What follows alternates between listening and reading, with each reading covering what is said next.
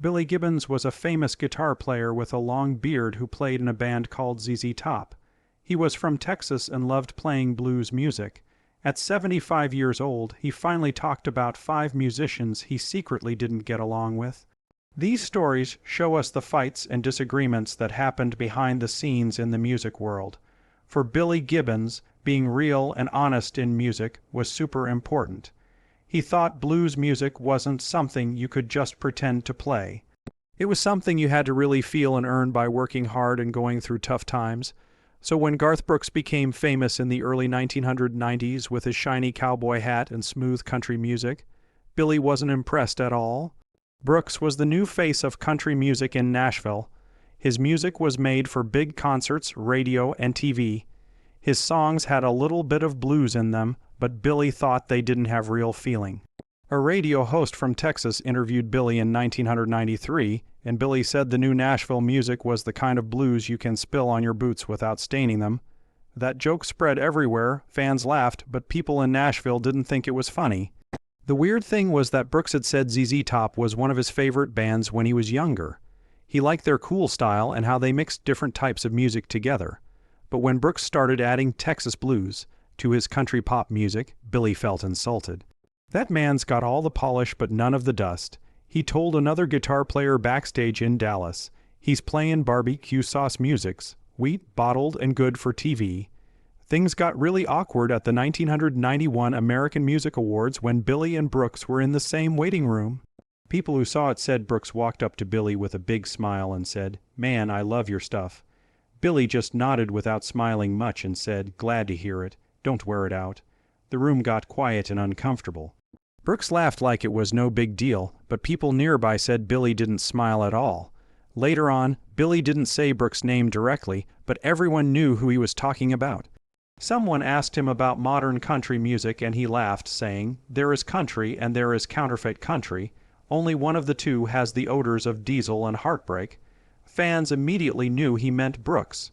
The media even started calling Brooks the Nashville Pretender. The difference between their music couldn't have been bigger. Brooks was bringing in huge crowds with his emotional songs, fancy light shows, and all kinds of special effects. Billy, on the other hand, wanted music to stay pure and simple, the kind that came from old amplifiers and war, not guitar strings. Billy thought Brooks' success showed everything wrong with the music business, caring more about looking perfect than having real passion, more shine than real toughness. The blues are not supposed to sparkle. Billy told Guitar World magazine in 1994, "If it does, someone's selling it, not playing it." For Billy, the way Nashville made music was like breaking the rules. Nashville had built its whole business on catchy songs and perfect studio recordings.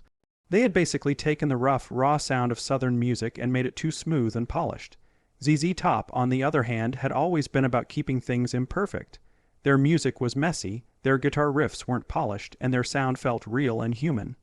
Billy used to joke, "Nashville songs smell like perfume, but the blues smell like sweat." It wasn't just a joke, it was what he really believed. The bad feelings between them lasted a long time. When Brooks announced he was making a Roots Blues album in the late 1990s, some Nashville reporters said Billy refused to comment publicly. But people gossiped that Billy was really upset about it privately. "They're calling it blues again." He supposedly told a friend, "It should be termed what it actually is, just marketing with a twang." In 2001, Brooks invited Billy to be part of a live TV show that was supposed to be a blues tribute. Billy politely said no and made a now famous comment, "The blues don't wear rhinestones." That statement made blues fans really happy because they agreed that Nashville was ruining honest music. Fans even printed that quote on T-shirts. Brooks never responded publicly, though people said he was hurt by the criticism. Billy wasn't just attacking Brooks personally, he was upset about what Brooks represented. For Billy, Garth was an example of everything that was taking over the music he loved. "It ain't that the man can't sing," Billy once said in a rare honest radio interview. "It's that he's singing about heartbreak with $1,000,000 grin." That comment perfectly showed the difference between them, the unspoken fight between being real versus being popular. In reality, Both men represented two different versions of the American dream. Brooks was the showman who connected with people through big, exciting performances. Billy was the craftsman who stayed true to the roots that made him who he was. But in Billy's eyes, the path to real music didn't go through Music Row in Nashville. It went through sweat, dust, and heartbreak, not shiny confetti and spotlights. But while Garth Brooks' polished country music bothered Billy, the next problem hit much closer to home. In Texas, blues music isn't just a type of music hits like a serious promise. The musicians who grow up playing in smoky bars form a brotherhood based on respect and honesty. That's what made the story of Billy Gibbons and Stevie Ray Vaughan so sad. They weren't enemies at first. In fact, Stevie once called Billy his hero, but what started as admiration slowly turned into rivalry, and people close to Billy said he felt betrayed and carried that feeling for years. Their paths first crossed in the early 1970s, long before either man became really famous. Stevie, barely in his 20s, was a young, eager kid hanging around Austin's music scene, watching Billy like he was studying for a test. He used to sneak into our gigs and stand by the amps. Billy once remembered in an interview. Didn't say much, just watched and learned. And learn he did. Stevie picked up Billy's Texas shuffle style, his powerful guitar tone, and even his cool swagger. To Billy, it was flattering at first. By the early 1980s, Vaughan had become a huge star across the whole country. His first album, Texas Flood, wasn't just a hit. It was a big statement. The world was calling Stevie Ray Vaughan the new king of Texas blues. Magazines put him on their covers and called him the savior of blues music, a title that didn't make Billy happy. After all, Billy had been playing that kind of music for 20 years. He didn't like hearing people say Stevie brought Texas blues to the world. Said Joe Hardy, who used to work as ZZ Top's engineer. Billy felt like he'd been doing that since before Stevie even had a guitar. The first signs of problems showed up in 1984 when a journalist asked Billy what he thought about Stevie's success. Billy, who always wore cool sunglasses, said, "The kid can play." But people who knew him well said his tone sounded cold, not friendly. It was reported that Billy complained that Stevie's sound was a little too close. Especially the powerful, thick sound that Vaughan made with his Stratocaster guitar and tube screamer pedal. This guitar setup was almost exactly like Billy's own setup from years before, which partly explained why Billy was upset. Things got worse when Stevie's managers reportedly asked Bill Ham, who produced ZZ Top's music, to help Stevie find a good recording studio. Billy felt that was a line crossed.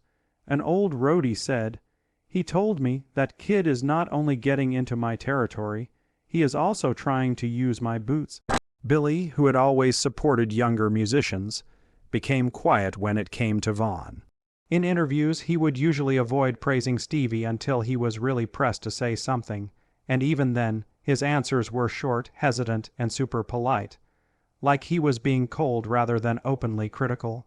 The tension finally exploded at the 1985 Montreux Jazz Festival, where both artists were invited to play. Billy had been invited to that festival for decades, while Stevie was still trying to get international respect after being booed there in 1982. One backstage story said that Stevie walked up to Billy and told him he was his inspiration. Billy supposedly nodded, gave a thin smile, and replied, "You learned fast." Then he just walked away. The brief interaction became part of Texas blues legend, even though it was so short. Also, there was a lot of talk about a studio recording session that never happened. Stevie wanted to record a dual guitar jam with Billy, like a symbolic passing of the torch from teacher to student. But Billy had to decline because of scheduling conflicts. Insiders say he told his friends privately, "I don't pass the torch to someone who's already got my flame." It wasn't hatred exactly. It was more about pride and the pain of seeing a student who was already being treated like a master by the public. Stevie's album Soul to Soul came out in 1985, and critics were already calling Vaughan the heir to Hendrix. At the same time, ZZ Top was enjoying their MTV-era hits, which were fancy, had synthesizers, and were pretty much the opposite of the simple blues that had made them famous. Fans kept debating about what real Texas music was.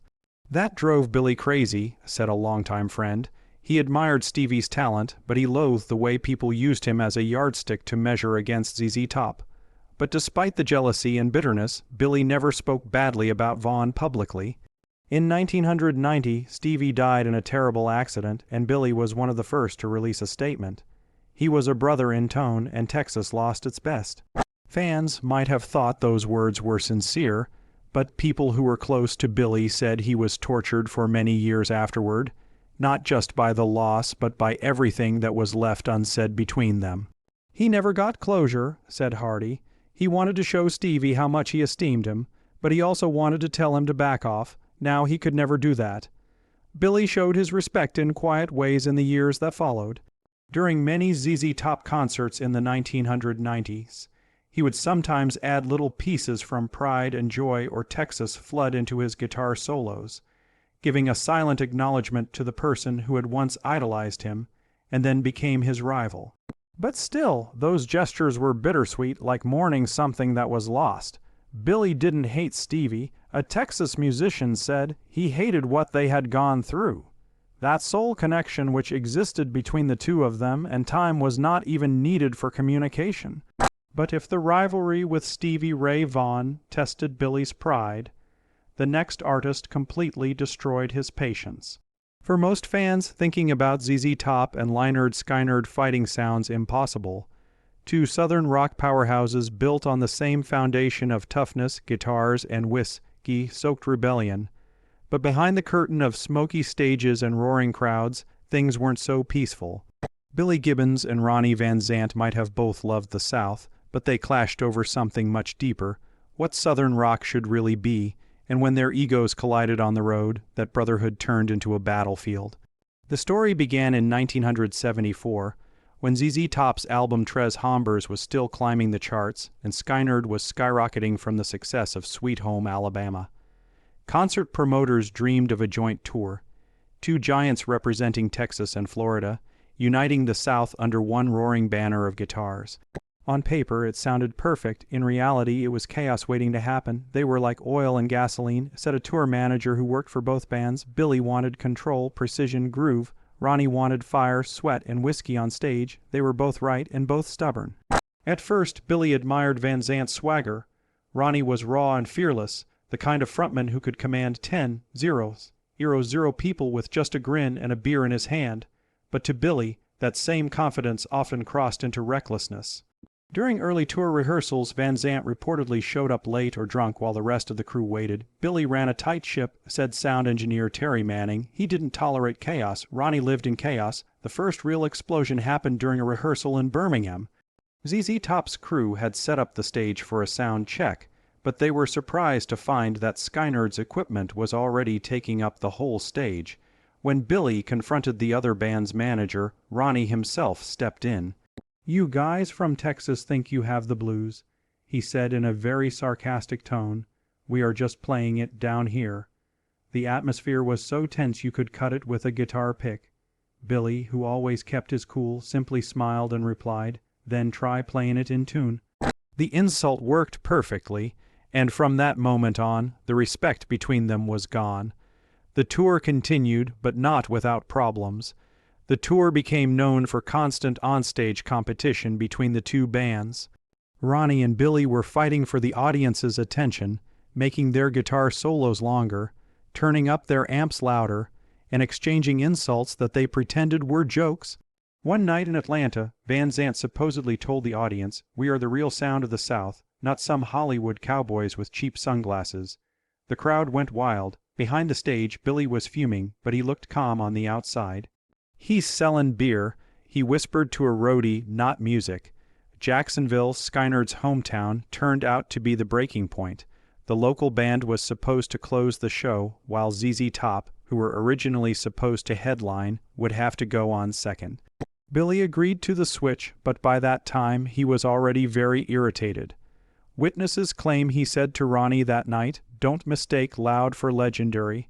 Ronnie supposedly replied, "Don't mistake clean for cool."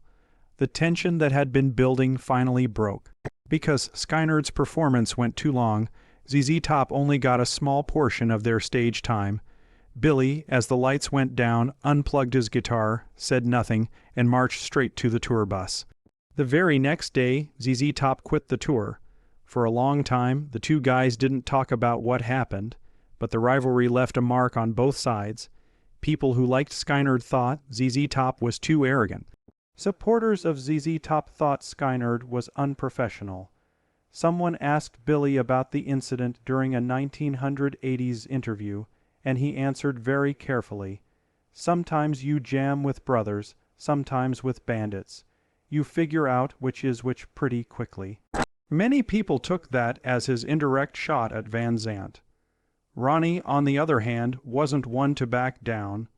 In an interview in 1976, just a few months before his death, someone asked if he respected ZZ Top. He just smiled and said, "They are good guys, pretty much clean, maybe even too clean." The rivalry, never publicly declared as a full-blown feud, became one of those whispered legends in the rock community. Two alpha males of Southern rock in a battle, each knowing the other wasn't going to give up. Billy's reactions after the tragic 1977 plane crash that killed Van Zandt were reportedly mixed. But if Ronnie Van Zandt tested Billy's patience on stage, his next rival would provoke something even deeper. By the time Kid Rock swaggered onto the national stage in the late 1990s, Billy Gibbons had already seen every kind of musical trend come and go. From disco to glam to grunge, none of it ever bothered him. But there was something about Kid Rock, that bold blend of Southern swagger, hip-hop rhythm, and arena rock ego, that rubbed Billy the wrong way from the start. It wasn't just the sound, it was the attitude. Here was a man who built a brand on Southern rebellion and called it authenticity, while the real bluesmen of the South were still grinding it out in small bars and juke joints. To Billy, it felt like watching someone wear a stolen jacket, one that didn't quite fit. "He's got the hat, the flag, and the fire," Billy reportedly told a friend, but not the story. What made it sting worse was Kid Rock's public admiration for ZZ Top. In interviews, he often said Billy was an influence, even naming La Grange and Sharp-Dressed Man as songs that taught him how to be cool. Billy didn't appreciate the compliment. As one longtime crew member put it, Billy felt like Kid Rock wasn't inspired. He was imitating, and poorly at that. First spark of tension came at the 1999 MTV Europe Music Awards, where both artists were invited to perform. Backstage, Kid Rock, always the showman, approached Billy with his usual cocky grin and said, "Man, we should do something together. The old dog and the new school." Billy, polite but unimpressed, reportedly replied, "Dogs don't bark with echoes." It was a line so smooth and cold that even Kid Rock didn't know how to respond. But what really lit the fuse came years later at the 2003 CMT Awards. Kid Rock, by then trying to reinvent himself as a country outlaw, took a jab at the old guard during his acceptance speech, saying, "Some of these old guys in cowboy hats think rock and country belong in separate bars. I say, buy the bar and play both." The camera caught Billy in the audience, expressionless behind his dark glasses.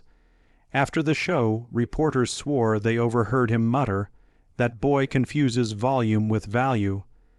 Billy's silent contempt showed itself more and more during interviews. When asked about new Southern rock hybrids, he spoke in riddles. Some people make music with the heart. Some others have algorithms as their audience. Everyone, including the fans and the press, knew exactly who he was talking about. The remark became a hot topic among purists, and the old guard's cry for real Southern blues music, music made from suffering, not social media, was refreshed. On the other hand, industry insiders say that Kid Rock's management reached out several times, looking for a collaboration and offering all kinds of crossover plans, from a guest appearance on a remix to a joint tour celebrating American rock heritage. Billy turned down every single one, most of the time with one-liners that could serve as tombstones: "The blues don't need Wi-Fi," "Some songs ain't meant for filters," "I don't do digital." The man had a skill for saying no that went deeper than any yes could ever go. The irony was that Kid Rock, at least publicly, never stopped showing respect. He frequently called ZZ Top the real deal in interviews and even asked Billy to be in a music video. Billy once more turned down the offer, saying he was busy polishing his tone. But when Kid Rock released Born Free in 2010, an album filled with Southern imagery, slide guitar, and fake blues toughness, Billy was said to have reached his limit. He told a buddy, he's selling BBQ without realizing he has to start the fire. The break came in 2013 at a charity concert in Nashville. Both musicians were there, and the organizers set up a group jam for the end of the night. When Kid Rock jumped into the middle of the song, shouting over the band with his usual confidence, Billy stopped playing. The moment shocked the entire audience. When the song finished, Billy bowed his head, turned around, and walked off the stage silently. A camera caught him whispering to the drummer, "That's not music, that's karaoke with an accent." The whole thing very quickly turned into celebrity gossip. Kid Rock didn't take it too seriously, and he was heard saying, "Billy is a famous musician. He is allowed to express his dislike for anything that he wants." On the other hand, Billy never talked about it publicly. However, not long after that, the band released their new album called La Futura, which they described as stripped down and raw. A not so subtle statement that the blues didn't need to be modernized, only remembered. But if Kid Rock's showboating tested Billy's patience with the modern world, this last feud cut to the bone. A clash not with a pretender but with a peer. Among the many rivalries whispered about in rock history, few carried the quiet tension and mutual respect that marked the uneasy relationship between Billy Gibbons and Eric Clapton. On the surface they were peers, two guitar titans cut from the same cloth, both disciples of the blues masters who came before them. But beneath the respect ran a current of competition, jealousy, and a philosophical divide. Clapton was the gentleman scholar of the blues, polished and precise. Billy was the outlaw preacher, raw and unapologetic. And when those worlds collided, sparks flew. Their story began in the late 1960s, when Clapton was already being called God by fans writing graffiti on London walls while Billy was still clawing his way out of Texas roadhouses with a guitar tone that could melt metal. Billy admired Clapton's technique but never his restraint. "Clapton plays with gloves," Billy reportedly told a friend during the early ZZ Top days. "I play with scars." It wasn't an insult so much as a statement of difference. Clapton's blues came from studying, Billy's came from surviving. Their first meeting came in 1973 at the Montreux Jazz Festival, where both men were performing. Clapton, always the complete professional, approached Billy with warmth and curiosity, praising Tres Hombres and its breakout hit La Grange. Billy, polite but guarded, thanked him. But according to crew members who saw the exchange, the conversation quickly turned awkward when Clapton jokingly asked, "So how much distortion do you hide behind?" Billy smiled and said, "Enough to make it feel like the real thing." The air went cold. The contrasting styles of the two musicians as well as their egos couldn't have been more different. For Clapton, the blues were all about purity, traditional 12, bar structure, and the emotional nuance of the early Delta blues. In contrast, Billy believed in evolution, and he was willing to make those traditions scream. To him, Clapton's way of playing was safe, sterile, and academic. "The blues ain't supposed to sit in a museum." Billy once said in a radio interview in 1980, "They're supposed to spill their drinks on your shoes." People in the know hinted that the quote was a not very subtle reference to Clapton, whose concerts, while technically perfect, were frequently described as cold and lacking fire. The conflict became most obvious in 1979 when Clapton invited Billy to an impromptu jam session at Olympic Studios in London. A casual gathering of blues greats, including Albert Lee and Gary Brooker. At first, the night was friendly, with Billy having a soft warm-up in one corner while Clapton was leading the session in the middle. But the moment Billy plugged in his Les Paul and ripped into a screaming, loud solo with strong Texas influence, the whole atmosphere changed. Clapton's face got tighter. One person who was there remembered. Billy was very loud, loose, and playing with the energy of a man possessed. Eric just went quiet and listened to Billy's noise, but in a rather unhappy way. After that, the jam ended suddenly. Clapton supposedly left the stage very early, grumbling something about too much fuzz, not enough feeling. Publicly, the two men were polite to each other, but their rivalry kept getting stronger in private. Clapton's admirers frequently praised him more than Billy, calling Billy too showy or too rough. On the other hand, Billy's supporters called Clapton the blues teacher. In an interview in 1985, Billy was asked about it, and he just smiled and said, "I have a high opinion of the man. But if the blues are afire, he's got the place next to the fireplace. I'm still in the flames." That quote not only made headlines in Rolling Stone magazine, but also made Clapton, who was sensitive to criticism, lose his temper, it was reported. The silent conflict continued in the early 1990s when Clapton held his Blues Nights concerts at London's Royal Albert Hall. Billy got an invitation but refused, giving tour commitments as his reason. However, he told a friend privately, "There's no use in turning blues into ballroom." Clapton took the comment as a personal insult, reportedly telling another musician, "Billy has forgotten that the blues have class." The exchanges continued in the form of indirect insults during interviews, both men too proud to mention the other's name, but also too honest to hide their contempt. Billy Gibbons didn't just hate, he cared enough about music to defend it, even if it made enemies. His list wasn't about jealousy, it was about preserving the raw heart of the blues. These 5 feuds reveal a man unafraid to speak his truth, no matter how much noise it made. Which rival surprised you most? Let us know in the comments below. Hit that like button if you respect real talk in rock. And don't miss our next video diving into another untold legend of music history.